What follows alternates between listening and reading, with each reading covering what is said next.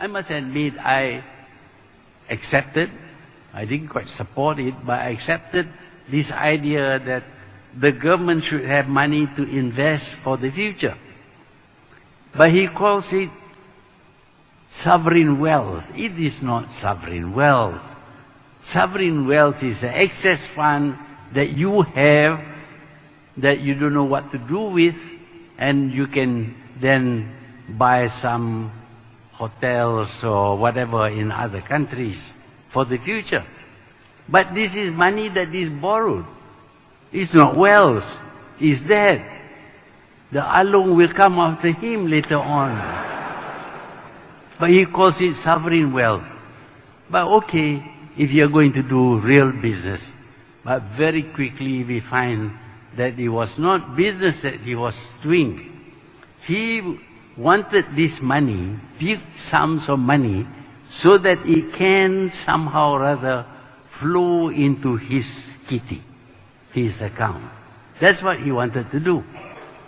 So the government had to stand guarantee for his borrowing of 42 billion ringgit. 42 billion ringgit. The government never borrowed even 1 billion ringgit. I remember when I was Prime Minister, we never borrowed 1 billion ringgit. We borrowed some from the Japanese. The Japanese had so much money that they offered to us loans at 0.7% repayable over 40 years. You'd be an idiot not to borrow.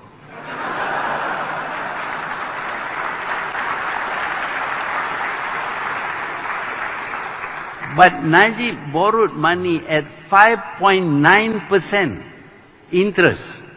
That is very big. Government never pay anything more than 3%, but he was paying 5.9%. And on the top of that, he doesn't get all the money that he borrows. He gets only 90% of the money he borrows.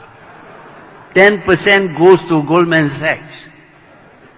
But he has to pay interest on 100%. He gets only... I thought this is crazy. I mean, this is going to cause any business that you do become very expensive, because you have to serve the loans, you have to pay the interest, and eventually you have to pay the principal.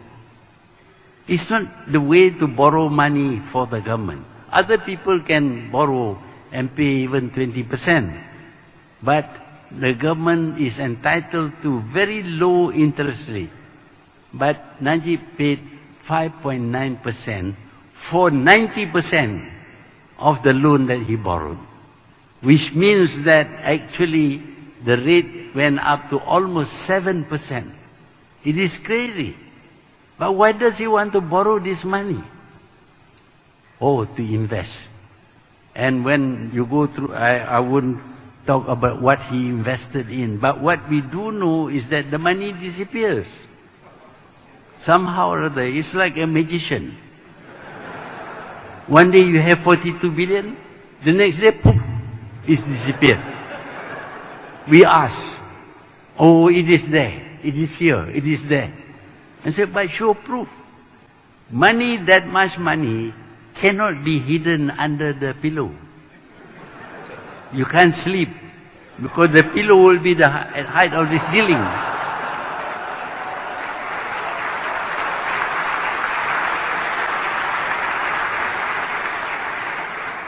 Big money like that must be kept in the bank. And once you go to the bank, there must be documents.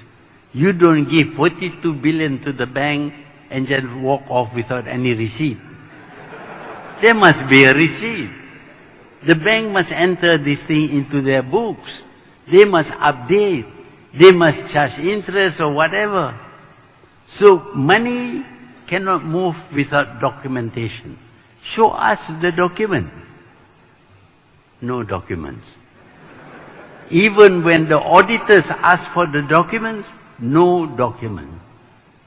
So if no documents, how can we know where the money is? It's in Singapore. Why in Singapore? because Bank Negara asked too many questions. Hey, you are the Prime Minister. Bank Negara is a part of the institutions in the government. Surely they are not going to question you if you are doing legitimate work. But he is afraid to bring back the money to Malaysia because Bank Negara would ask questions. Which means, of course, he knows he's been doing something wrong. But later we find that there's money in his kitty, in his account. 861 million US dollar, translated into 2.6 billion ringgit in the Prime Minister's private account. Secret, because it's not told to anybody except the bankers. I mean, a Prime Minister should never at any one time have that kind of money. If you have that money, it is like Kertoyo building a house, a big house. You have to ask questions. And maybe now they're asking question of Guan Eng. How much? Only a few millions. But this is 4.2 billion ringgit. No questions asked. There's something wrong. First we have police report made. Nothing is done. The people who made the report goes to jail. Now you have these huge sums of money in his private account, and nobody asks or says anything. I think Bank Negara knows about this money. We now are afraid of money laundering, of stolen money being bersih. Not through bersih, but bersih. You have to clean the money. And to clean it, you must explain where the money comes from. I think Bank Negara knows where the money comes from. Because Bank Negara prepared a report for the AG. But the AG says there is no evidence against Najib. Of course, this is the new AG. The old AG has been thrown out. So how can we progress?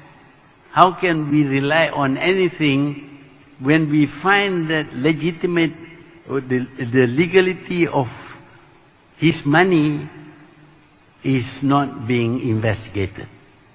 It should have been investigated. 2.6 billion ringgit, that's a lot of money. I tried to work out how big is it. I think it may fill about a quarter of this room. I mean, that kind of money, of course, is not in the form of cash. It is in the forms of documents, checks and things like that. So, show us, where is the check? Who gave you? This man, this Arab, who gave you so much money. Even these Microsoft people wouldn't give that kind of money. Bill Gates won't give that kind of money.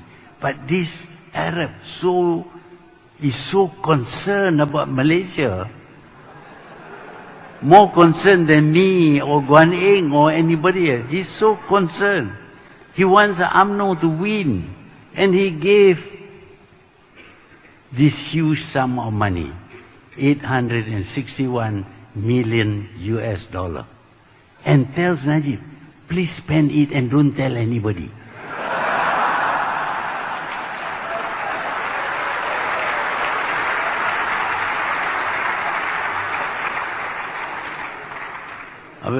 As a Muslim, he should know that the injunction is that when you give to charity, you don't ask to tell people, don't tell people that you have given to charity.